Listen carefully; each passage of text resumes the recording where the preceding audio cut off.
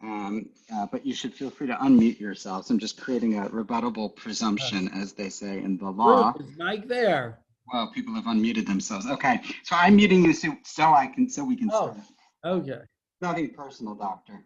No, I just wanted to let everybody know that I'm in the shul that's going to be sold for a beer hall. So that is tonight's subject. So welcome to Tuesday Night Talmud. Everyone joining on Zoom or on Facebook Live, or if you're watching this later on the recording, as hundreds of people do each week, apparently, according to our view stats.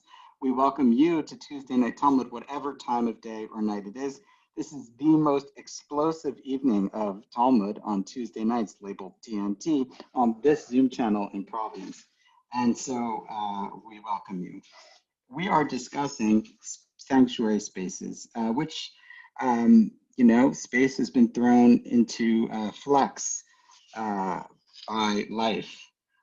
For us personally, as a community, but for everyone at this point in the world, space is on the mind. What space can you be in? Are you stuck in a small space? Can you go into a space? Are you afraid in that space? And then our question, is the space holy? And if it's holy, can you sell it? And if you sell it, what can you do with the money? And what can you do in that space? Two distinct questions. Last time, we began addressing relatively complicated questions about whether cities, shuls in large cities that have some kind of larger than life character to them are some exception to the general rule, which is shuls may be sold. That's the black letter law. You can sell a shul. A lot of asterisks and things. So last time we said, but not in a large city. And then we said, is it true? But we have this thing about Jerusalem, and Jerusalem is a city, and it says the B'makom Mikdash, no B'makom Mikudash, maybe every shul, maybe some shuls. Can it get Nagayim? If it can get Nagayim, then it's not really it's yours. But if it can't get Nagayim, and since the shul can't get Nagayim, it's not really yours. So maybe you can never sell any shul. You remember that whole kind of complicated discussion? So we're going to move on. I'll share it on the screen. I'm sure everyone will be sad to be moving on from that extremely detailed, complex conversation. So we're going to do it. Okay. I don't think we're muted now. No, we're not. Okay.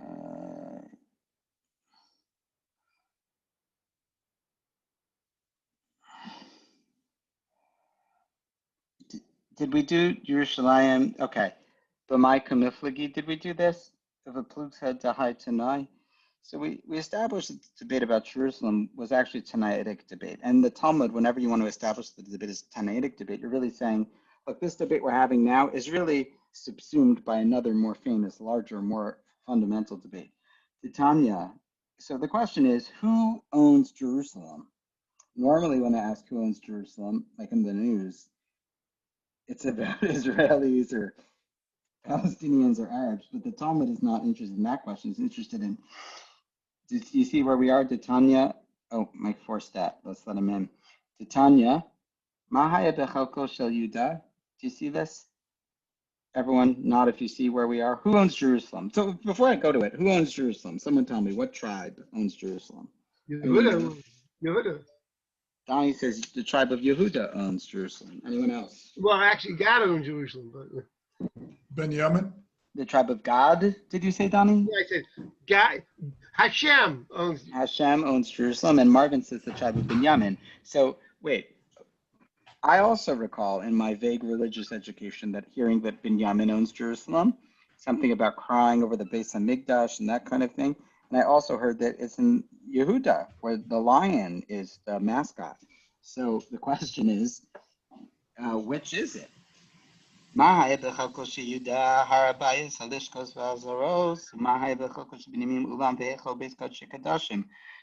one Baraita teaches what's in the share of Judah.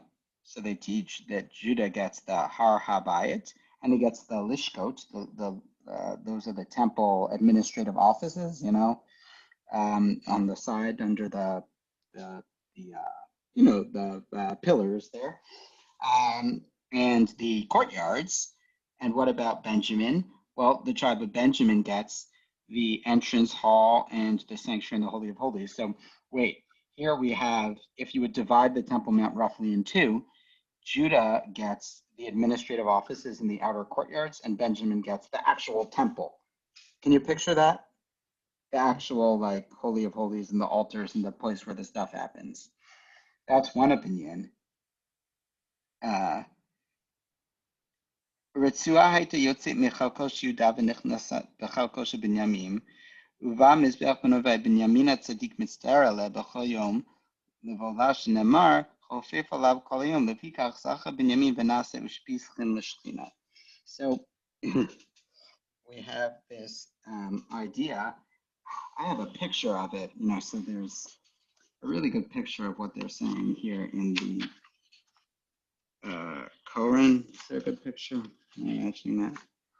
Yeah, but it's going to be hard to show that on the screen. So there's this strip of land, a ritzua, like normally that's the word used for the strap on tefillin. So the little strip of land that comes out of the portion of Judah and becomes Benjamin. And in that little strip of land, they built the altar and all of the things in this sanctuary. And how do we know this? So in the end of the Torah, V'zot HaBracha, we read it again and again on that Simchat Torah, yeah? So what does it say about Binyamin? It says, you remember Chofef Alav Kol Hayom, right? That he covers it throughout the day. Uvink Tefav Shachin. Anyone remember that? I got to learn it all out this year. Uvink Tefav every year, right? So, and God dwells between his shoulders. Covers Chofef Alav Kol Hayom. He covers it like, Chofef is really not just covers, but like Merachefet, yeah? God hovers over the waters, Merachefet al Pnei Hamayim in Breshit. Chofef, he's like there all day. So the idea here is that Benjamin is always there. Benjamin is, the tribe of Benjamin is the host. Nasa ushpizchan lashchina, he's the host. Ushpizim are the guest, and ushpizchan, he's the host of the Shekhinah, of the divine presence. So Benjamin gets this special thing. Why does Benjamin get this special thing? Anyone?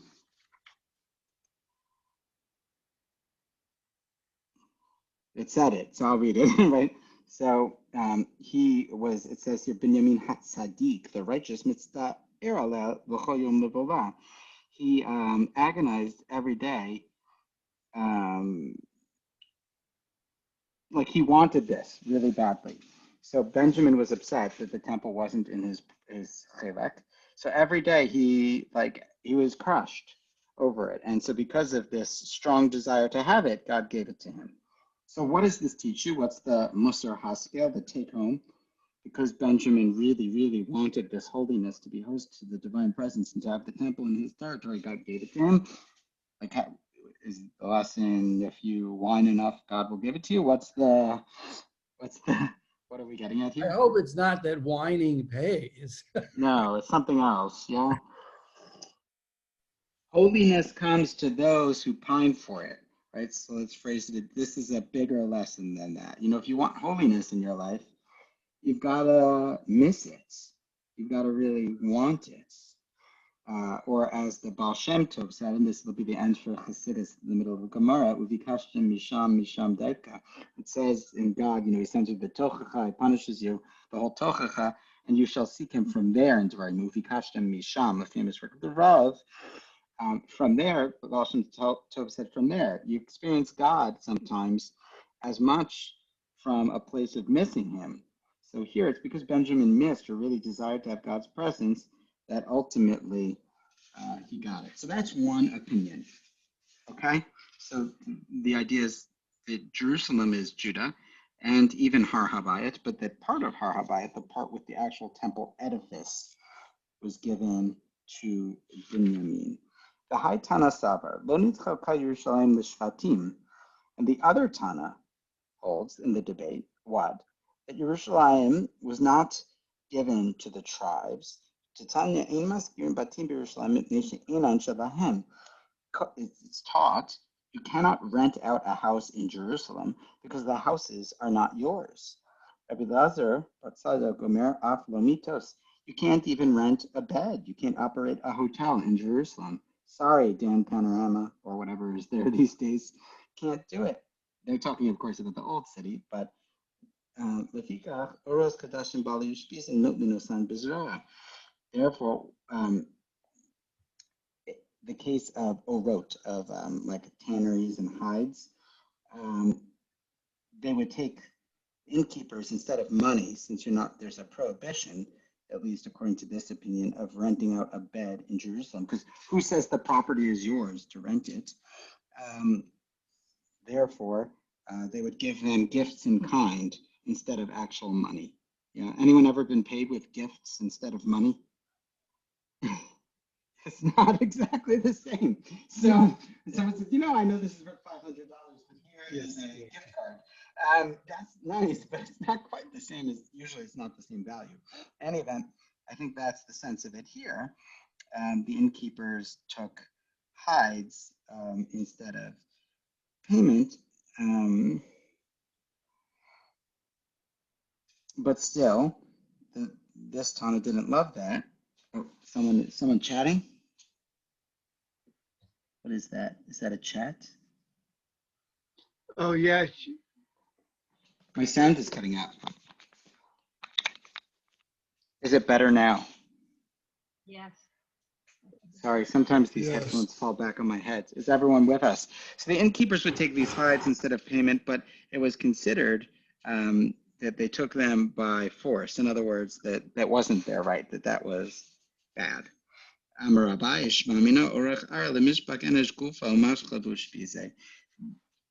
Abai says the following thing, though, that you learn, the fact that the people gave the innkeepers hides, you learn that it's good manners to tip in your hotel.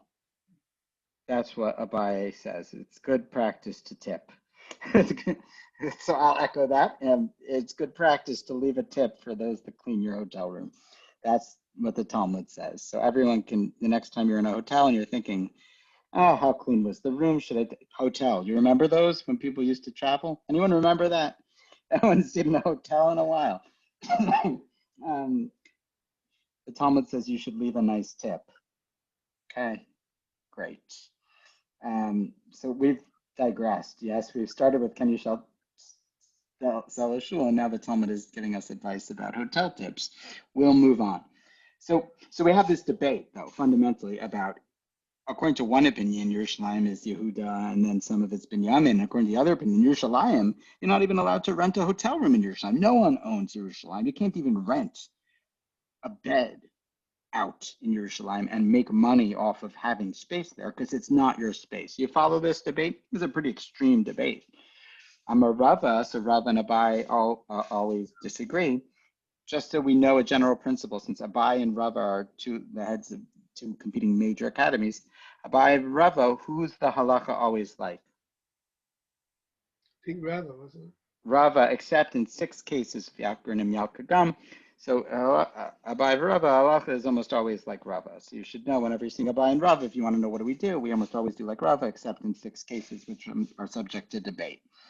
Amarava. Okay, so we're now in a different, it's a little weird because we quoted Abaye. Normally when we quote Rava, we're quoting Rava in reaction to Abaye. Here, you get the sense in the flow of the Talmud that we're not quoting Rava in reaction to Abaye. We're just happening to quote Rava after Abaye, but we never happen to quote Rava after Abaye. It's part of the flow. Amarava lo shanu ela shalom machu shiva tuve ir b'ma'amad anshir machu shiva tuve ir b'ma'amad anshir afilu nunishtebe shichra shapir dami. Here we get to the meat and potatoes, or the beer and pretzels of our sugya. Rava says that which we taught, that what? That you can't sell, if you sell a shul, that the money you use to sell the shul can only be used to buy something more holy than the shul, is only if you sold the shul not with the Shiva Tuve Ha'ir, the 7 elders of the city. Let's call them for the moment the board of directors, we can discuss this a little bit, b'ma'amad anshe ha'ir, in the public view. So there are two things here, the board, or here the 7 elders, and we can discuss 7 specifically, are they the city or the synagogue, etc. But if the board agrees in public, b'ma'amad anshe ha'ir, now it doesn't say with the consent of the public, note, it says in public view, even to drink beer. Now, even to drink beer what? Even to drink beer, they can take the money and buy beer for everyone. Like you can vote to sell a synagogue and say, let's all stock up the liquor cabinet. Or you can vote to sell a synagogue and open a brewery in that space. Both are shocking, but which do they mean? I think you can use the money to buy beer.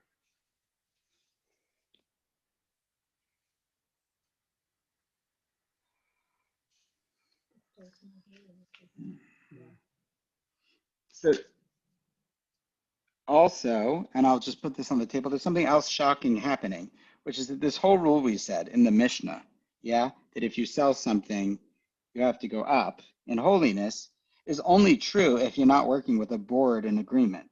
But the board can change the halacha. You see this? The board can change the halacha. So I recall when some people on the board asked Marvin Stark to speak to me and say, Rabbi, can we sell a shul? The answer was, if the board agrees, they can do almost anything. That's in some ways a summary of this. If the board agrees, they can do almost anything. Now, I wanted to let you in on certain debates that happen, if that's okay. Can I just clarify, Rabbi? It's only if the assembly of everyone is around the board can do that, right? Ah, okay. So the question on the table is, we'll go there. What does it mean, b'ma'amad anshe ha'ir, in the public view? What does that mean? So does that mean, well, what should that mean? Someone explain what that would mean. What does it mean that the board agrees, b'ma'amad anshe ha'ir, in the view of the public assembly? The way I understood it was that these board, whatever these 7 chashuva people in the community, they have to do it in public, so that it doesn't mean they have to collect all the people, but they have to be in public so that the public can hear what they're doing. Transparency. Yes. It sounds like they have to do it according to the will of the public, maybe, No, not or the feeling on behalf of the public, or no. the They general. have, their will is way I understood. It's their will, and as long as they do it in public, this is our will, and they do it in public, that's kosher. Is the way I understood it. Okay. So it's the subject of a big debate, of course. Just to show you Rashi.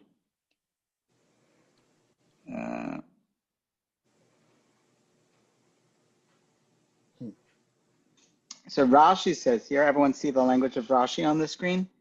Yep. Tuvim, and by the way, tuvim, just a word, comes from the word good. It comes from the word good, and that's because the people that serve on a synagogue board do good things. So everyone should remember to be gentle to your local synagogue board. Yeah, they do good work. They're trying hard. It's volunteer work. Come on. So hatuvim, the good people, birshut do-gooders, birshut ha'am. So this will maybe help escalate the debate between Donnie and Mike, which is a debate in the Rishonim, by the way. Birshut ha'am. I think this is what Mike was saying, with the permission of the people. So Rashi says, with the permission of the people. Now, what does the permission of the people mean? So with the permission of the people, Paka Kedusha min al chayfetz. They can vote to remove Kedusha from the object, umin hadamim. So Rashi says something interesting. He's hedging here. I had asked a different question. You recall? Is it that they can drink beer in the former synagogue site and open a brewery, or that they can take the money and buy beer? But maybe, so Rashi says, Well, both. Rashi doesn't choose. He says both. They can vote, but what is their vote to do? Their vote is to remove the Kedusha from the place or the object. Say it's a Torah, they remove the Kedusha from the object and from the money. So they can vote to, so wait, whether something is holy or not is subject to a board vote. The board would usually ask the rabbi, Rabbi, is this holy or not? And the rabbi says, whatever you vote. You vote it's holy, not. Rabbi, Yeah. Rabbi,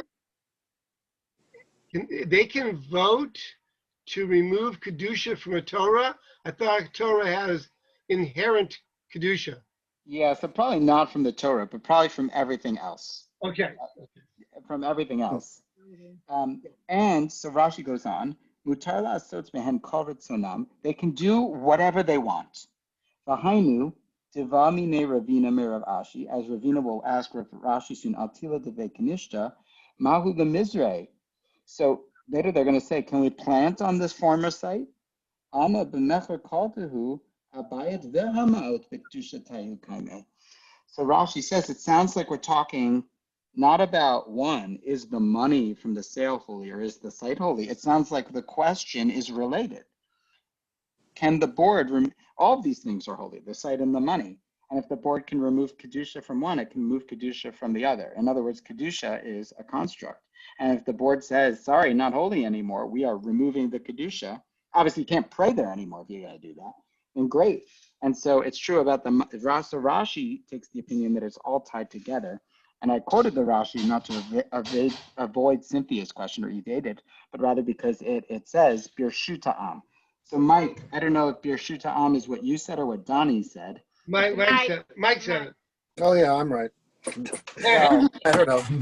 Yeah, no, I mean, it sounds like it, I think. Can I ask a question? Is Yeah. the number 7 have some mystical connotation? They should very clear that the number 7 should be the number, I guess it's 7 or more, right? Or at least 7 representatives, meaning if the board was smaller, they wouldn't have that. And why is it 10? ones. Why would it be not 10, like a minion? All right. Good. So I'm going to so quote that's you. the I'm going to quote you the language of the Rashba for a moment. I happen to jot it down, so I'll quote it. I don't know if they have it on Sfaria. You actually see.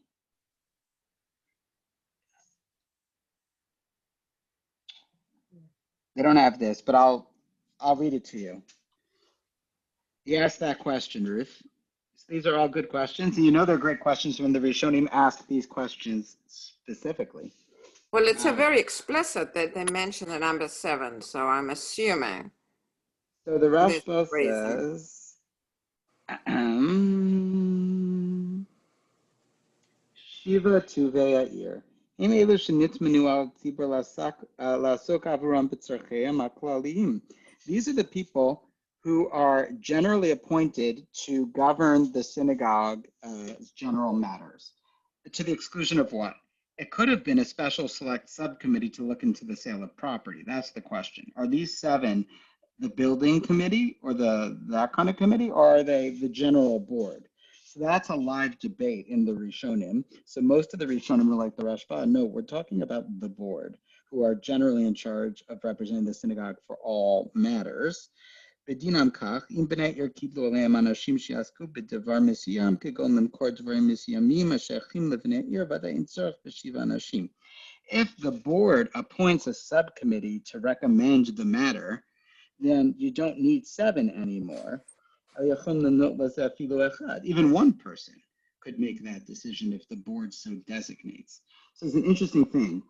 The 7 is like a base number. Now the 7 could, says the Rashba, designate a subcommittee of any number, even one theoretically, to look into the matter and establish a ruling. This is like governance of the Talmud. You never thought the Talmud did like, who makes the rules for bylaws these days? There's that rule book for nonprofit bylaws. It's a lot of power for one person. Yeah, so they probably intended that if it's one really wealthy person in practice, right? And whatever that person says is done. It's decreed, like Achashverosh or something. Atzorch b'shiva tuve'ir davka hu. Now, the need for 7 specifically. Why do they mention 7? Kasher b'nei ha'ir hamidu alehem parnasim bistam lefatech le'nyeno hatzipor. That's a minimum size when the people aren't really appointed to sell the synagogue per se, they're just appointed generally. In other words, the Talmud is concerned that if the board is not large enough and just chooses to sell the synagogue when their mandate sort of included the power to do that implicitly, but not explicitly, that it needs to have a certain size in order to get the buy-in of the community. Yeah. And I'll say, having just gone through this as a community, the issue feels a little less theoretical, right? Because the board wanted to recommend it, but needed to make sure that the congregation was on board and that kind of thing. And I think if the board were too small and didn't fairly represent people, people would have concerns about that process. But when the board is a bit larger and most people feel like there are several people on the board that represent their point of view or interest generally, that it's more likely to cause shalom. So you see here the Talmud is, It's an interesting question.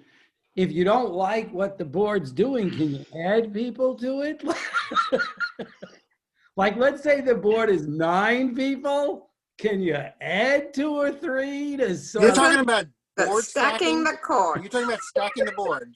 Exactly what I'm talking about. I want to know if there's support for board stacking in the Gemara.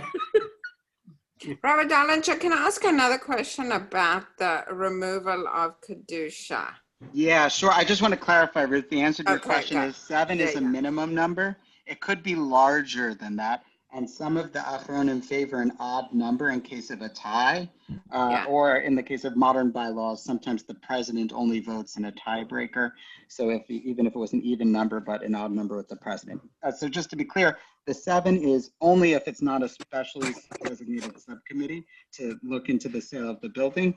Or, if it's the general board saying, hey, guys, we know we're just your board, not your building committee, but we're going to sell the building, that's a minimum of 7, but it could be 23 or whatever.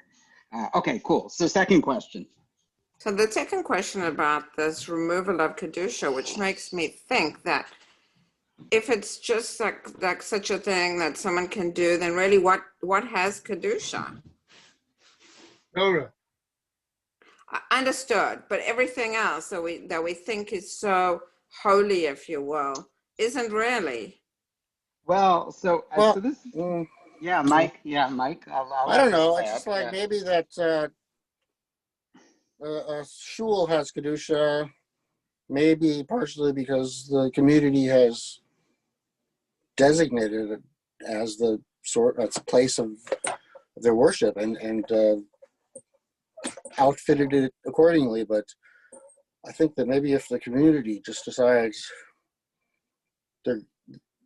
that's not going to be what they're going to use it for anymore, they're pulling away from it, then I guess maybe that brings the Kedusha with it. I don't know.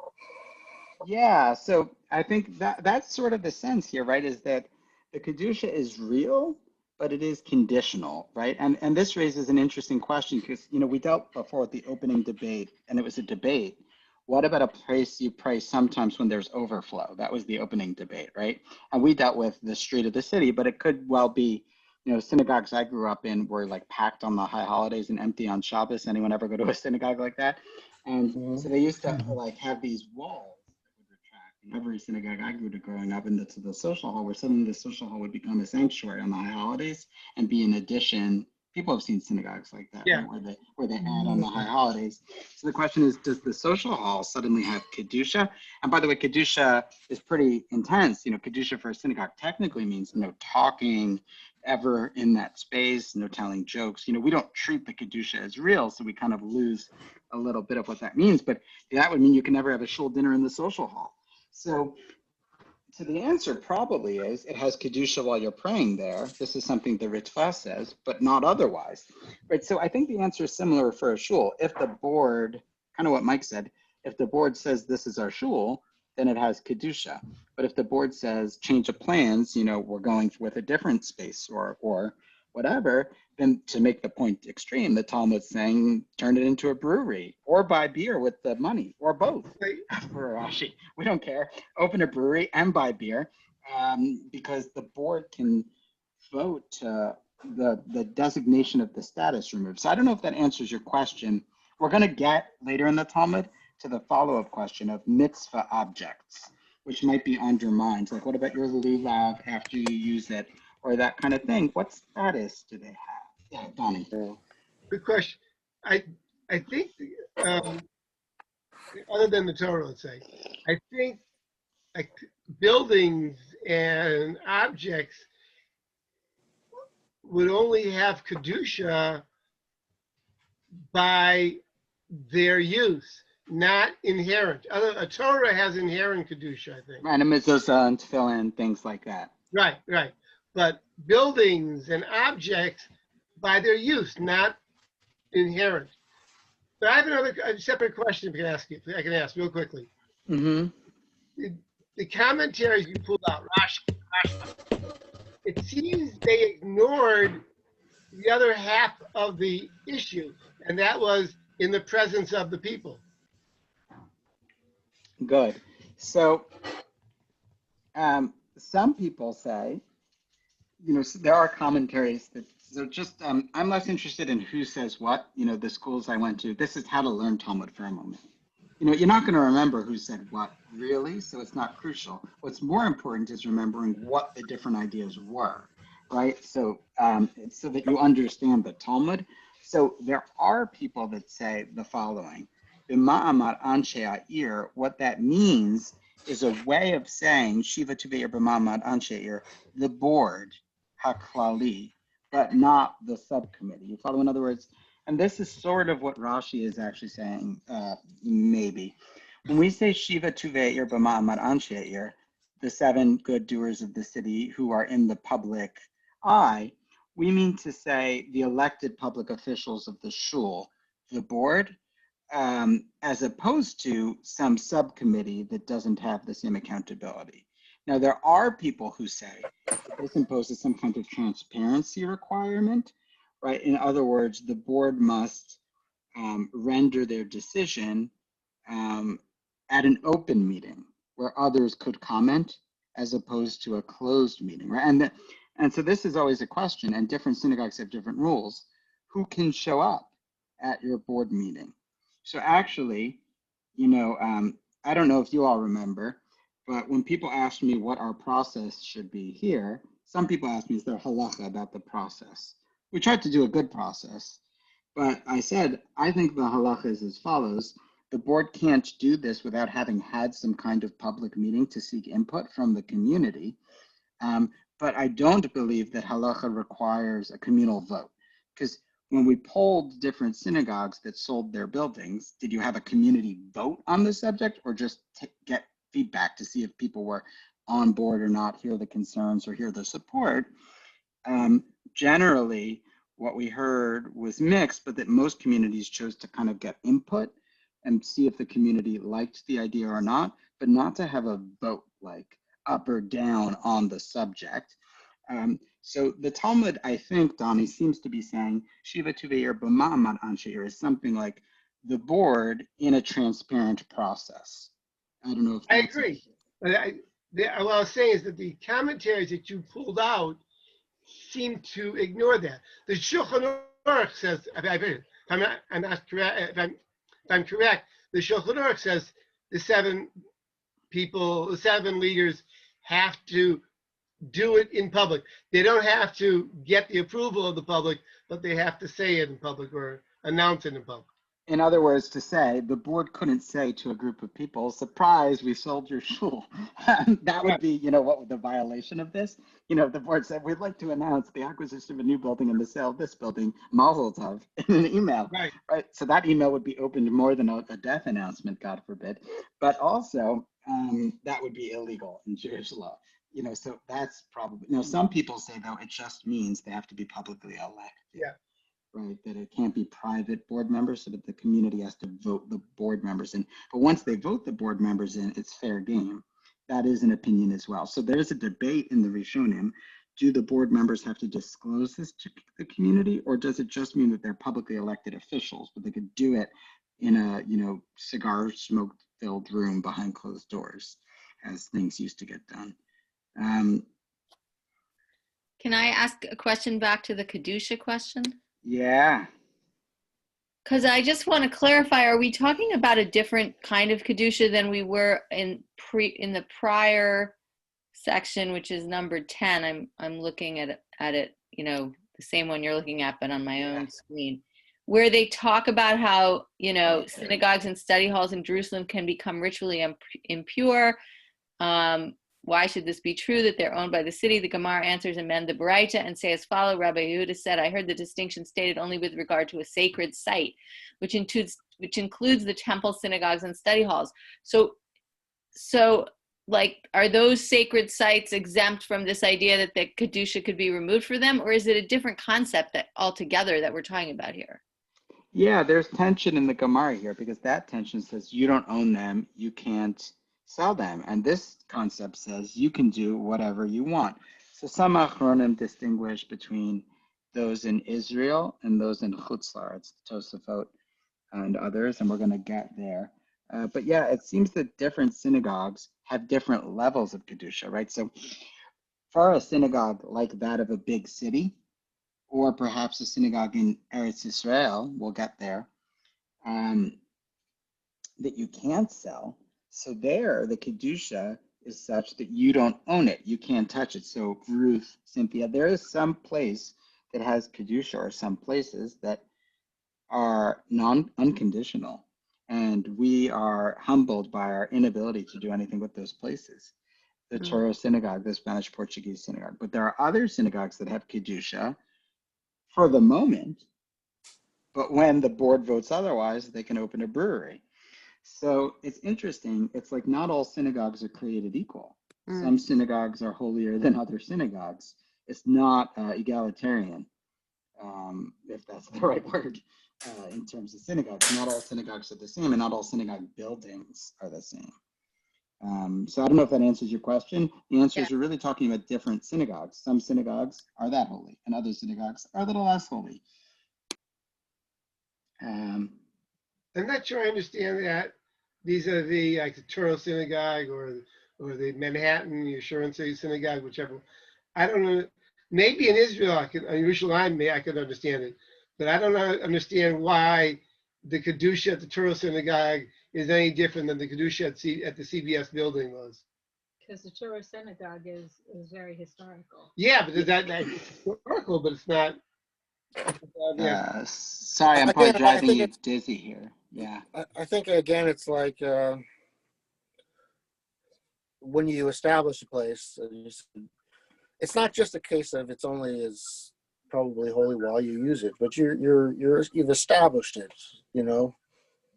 You've established a board and a place of prayer for the community. And when the community decides it's time to move on, they move on. But some shuls are just bigger than that. They mean something to people from all over the world. The community the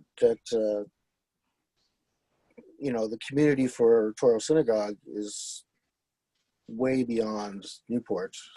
It means a lot to people all over. And I don't know that you can just disinvest that by board vote. In other words, presidents of the United States almost all regularly visit the Torah Synagogue. And so far as I know, no president of the United States or sitting U.S. Supreme Court justice has ever visited Congregation Beth Shalom. Yeah. Buddy Cianci. Buddy Cianci gave many jars of tomato sauce to our gala honorees. And that is kadosh, Okay. So, Ravina, for those who don't know, Buddy Cianci, former mob mayor of Rhode Island, repeatedly, and then died running again, died just after running again, used to give jars of tomato sauce to everyone and keys to the city to some people. Many people in our shul, when I came to interview for this job, showed me their jars of tomato sauce. He accepted the job to come here despite seeing the tomato sauce. Ravina, Havalea Hutu de Knesha. So this is the story that was just mentioned in some of the Rishonim. By the way, you should know that Rashi says both, but actually it is a debate in almost every other Rishon. Is it that you can open a brewery in the synagogue, or is it that you can buy beer with the proceeds of the sale, which are really two different questions. Rashi says both, but every other Rishon takes a side, and it's an interpretive debate about what the Talmud's talking about. Is it talking about the Kedusha of the site or the Kedusha of the money? Rashi makes it easy, but he's not the normal opinion, just so you understand. I quoted him because he summarizes a three-way debate. Ravina Havalea Hutila de Vekanishta Asla Kamei de Rav Ashi. Ravina had a certain piece of land, a tell. What's a tell? A tell is a mound of a ruin, right, of a synagogue. And he came before Rav Ashi. Ravina and Rav Ashi are at the very end of the closing of the Talmud. They're towards the end. Amarle, Mahu lemizra. Can I plant on this land? Can I have a garden on this former synagogue land? Amarle, Zil Zvane Mishiba Tuveir B'Mamad Anji Eruzra. So if you buy it from the board of the synagogue, then you can do whatever you want. So this story reinforces the halacha. Why do we quote stories in the Talmud? Stories are of precedential value. They're ma'aseh. So just so you understand, the Talmud has many ways of knowing things. One way is to have these proofs from an oral tradition, and another way is, well, they did it, right? And which is something we all know in practice, that when a rabbi or a synagogue does a thing, it makes precedent, yeah? It becomes precedent because they did it. And once you do it, you can't undo it. So the fact that I have a question about this particular, it says Ravina Havele, right? In other words, it says he already had the land, and then they say go purchase it. So it almost sounds like you've got to, what did it mean that he had it? And what does it mean that he had to purchase it? In other words, is there a double obligation that to sow that land would have cost him more than if it was other land? In other words, on the one hand, you could interpret it as saying, look, it's land like any other land. You buy it, you use it. But it sounds like you could make an argument that they're saying you've got to do two things. You may own it, however you own it, but you still need to purchase the permission of the 7 leaders of the former synagogue. So in other words, it is more burdensome. Your question is the Ramban's question. I've brought up the Ramban. Everyone asked questions that happen to be in the Rishonim. I'm glad I prepared. So I'm not going to bring in every opinion, but the Ramban asks your question. Wait, I don't understand. He has it or he doesn't. Either he bought the land, or what does it mean he has land? So the answer is, originally it was his land, and he thought maybe it was sufficient to remove the Kedusha, that he just purchased it, but not necessarily from the board, with the full vote and that kind of thing. He just bought it and it happened, like the president signed, and that was that. So then Rav Ashi goes back to him and tells him, why don't you go buy it from the board? You need a board resolution on that, buddy. That's the story the Ramban tells us, that he bought the land, but the first purchase wasn't enough. It was enough to own it, but it wasn't enough to remove the Kedusha. So here we're poking at the intermediate state. Maybe a synagogue could sell the land to someone, but then it's still kadosh, and they would be obligated to operate a synagogue on the site. But he doesn't want to operate a synagogue. He wants to plant vegetables. Yeah, so that's basically what the Ramban says. So it rejects the idea that just purchasing it in and of itself is enough from the buyer. So this is actually a question from the other end. We were looking at the seller, but what about the buyer? And the answer is the buyer, if they're an observant Jew, needs to also act in good faith to know the board agrees. Otherwise, the Kedusha may not be removed. There are other views of that, but that's, I think, a good way to understand the Talmud. Yeah.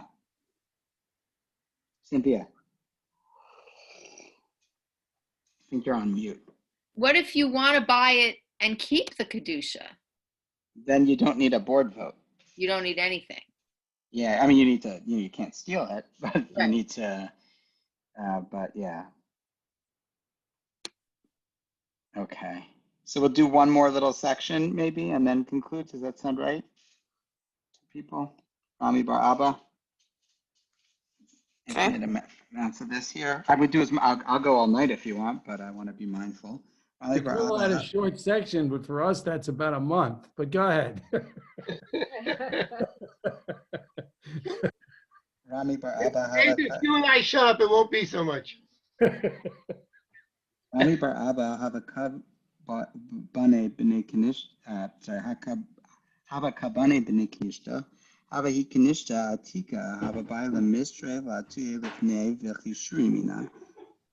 Yule lahasam. Yasi become a baile hadar achisa dam Rav Chisda. La lister b'knishta devane b'knishta acharisi. Asu mishum pshiusa ki hai gavna mai. Asu l'kamid Rav Papa v'asar le. L'kamid Rav Huna v'asar le. So Rami Bar Abba here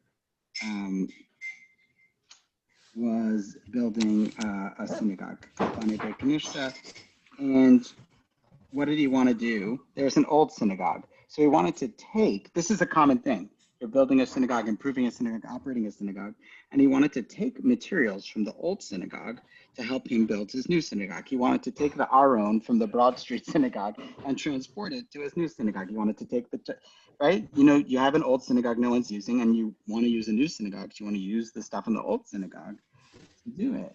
But he said that there's a halacha that he was considering, right? And what was that halacha? Rav Chisda, who says, La listra beknishta devane beknishta achrisi. You're not supposed to destroy one synagogue until you've secured a new synagogue. So what's the concern? He thought maybe the concern was pshiusa. What's the pshiusa? Pshia is negligence. When the people destroy the synagogue, they're never going to build a new synagogue. In other words, they don't just vote. So here we have a new issue. When you vote to sell a synagogue, that doesn't mean you can never pray again. You're done davening. So he's concerned, like, well, if someone violates this, so this halacha, you're supposed to not destroy a synagogue until you've got an idea of like where you're going to daven next. By the way, one of the halachas about removing the kedusha. Ruth, this gets to your question earlier because it's a fundamental question. Some people say, achronim l'ma'aseh, and this is actually how I think we paskin, you can't sell a building unless you've stopped praying there. Because while you're still praying there, the kedusha is still there. See, for us, this time around, it was a little easier. Normally, you have to work it out because you have to be praying in a new place when you sell the old place, and you can't be praying in the old place. And a lot of poskim want you to have already started praying in the new place. We had another question. We were in the middle of... Can he just rent at the JCC for a while he's building the new one? Yeah. So you can. It can be anything. It doesn't have to be a purchase. Right? It just has to be a place you've designated to pray, and it could be your basement. People do that. We just have an interim one too. You just right. You can have an interim. That's fine. But the concern here is they don't want you to disband. The concern is that you shouldn't stop praying. Just because you're leaving a synagogue, they don't want prayer to end. So it's kind of a rabbinic rule. You need to have a plan for where you're going to pray tomorrow because you still got to pray. Now, we actually had an easier time. We would have had a harder time with the ritual committee when we sold. We would have had to start first praying in the JCC before closing. We would have had to add a prayer service before we closed somewhere. That's what they usually require, except we were in a lockdown. So I consulted several poskim saying, well, we're trying to sell a shul, and normally you're supposed to pray in the new place, but we're actually not praying anywhere because lockdown. What are we going to do? So they said, well, the key is that you should have stopped praying there. So when you remove the kedusha, you're not removing the kedusha from a place you're in the middle of praying. You want to remove kedusha after you've kind of stopped. And you need to have a plan. Do you have a plan for where you're going? So I said, well, yeah, we have a plan. We have a rental agreement. We're not doing it yet because, the coronavirus. So posties felt that was sufficient. But if you hear people say, but don't you have to be praying in a new place first to build a new place from that? That's all from this ma'amar, the statement of the Chisda. So that's what he concerned. So he wanted to know what the halacha is. Could he use the materials from the old synagogue? Because maybe that old synagogue never designated a new synagogue. Like they weren't so good about it. Yeah. So what should he do? So he came to Rav Papa, and Rav Papa said, you can't use the stuff because that synagogue, when they closed, they never designated a new synagogue, so they did it in violation. And Rav Huna, so then he asked Rav Huna, he went postage shopping because he really wanted to use the materials. So it's interesting. He went to the first rabbi. The rabbi told him nah. So then he went to a second rabbi who also told him no. Okay. But wasn't the way around it what Mike said? You know, had he designated an interim synagogue, could he have then done it? Well, but the issue is he didn't do it. In other words, the prior synagogue was in violation. Oh, so it would already happened. And the question is, could he use the stuff from the synagogue that closed illegally? And the answer they told him was, no, we're penalizing you from doing that. Now, a couple of kulas that you should know. There's a machlokas between the Taz and Magen Avraham, just to know it, and we'll conclude on this note. Some people say if there's many shuls in a city, and this becomes a feature in the halacha, that all this is irrelevant. Because the key is that people should have a place to daven. So say a shul wants to close, B'nai Jacob, let's just say in Providence, it's not like people aren't going to have a minyan. It doesn't have to be your minyan, but we're talking about the last shul in town.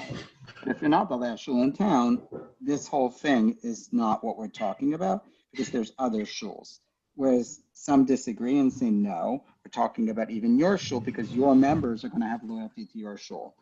Another kind of thing you should know is that a lot of the Shulchan Aruch rules, this is all where your building is not a hazard. But if the building is dangerous, going to collapse, condemned, or a violation of code, none of this applies because you shouldn't be bringing people into an unsafe building. And even if you don't have a plan or anywhere else to go and you're not going to move on, you should just get out of there. So that is a halacha. So two qualifications that are in the post game for this are maybe not if there are two shuls, because the whole point is you have somewhere to daven, and if your shul is an actual environmental or physical hazard, get out of there. And it raises, so is a room full of people who might have COVID a hazard? You know, it's an interesting, it would seem that this would apply to what's happening in Williamsburg. well, that's not, I don't want to point any fingers, just everyone should do what they can. You certainly, my dear friends, should certainly not be having 15,000 people weddings and whatnot, or whatever it was. And everyone should stay safe. We'll conclude as we always do, stay safe, wear your mask, don't turn your synagogue into a hazard. Otherwise, it's a mitzvah to get far, far away. And hopefully in the merit of studying about synagogue space, our new space, when we get there, we'll have we'll have an added conception of what Kedusha means and what it means to bring Kedusha to a space. But also it's nice in the absence. Right now we're back in a pause, of like being in shul spaces to at least learn about being in shul spaces. And in that merit, we should return quickly to davening together with some normalcy, please God. Okay. Amen. Everyone stay safe. And we'll meet again next Tuesday, same bat channel, same bat time here in Brady Bunch Windows on Zoom. Thank you. Thank you very much. Thank you. Go off. Bye. Good Bye, night. everyone. Good night, everyone. Yeah, good night, everyone.